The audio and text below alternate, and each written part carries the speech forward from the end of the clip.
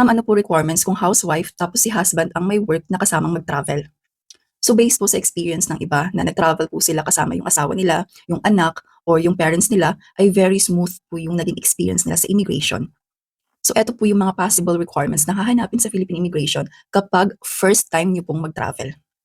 First is e-travel. So kapag international po yung travel natin, make sure na mag-register po kayo sa etravel.gov.ph para makakuha po kayo ng QR code para sa departure.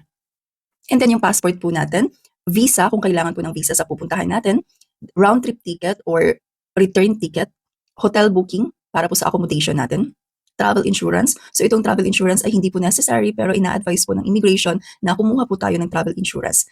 And then, since first time niyo pong mag-travel, wala pang tiwala ang immigration sa inyo. So kung sino man po yung gagastos ng travel, siya po yung mag-provide ng proof of financial means. Proof kung paano nyo i-support yung travel nyo financially. So dito maghanda lang po kayo ng bank statements, tsaka proof of source of income.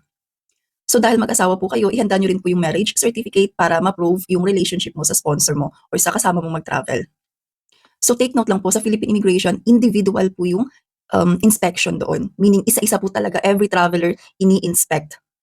So kahit nakasama niyo yung mga family member niyo na mag-travel, so dapat the same po yung mga requirements na ihanda nyo every traveler.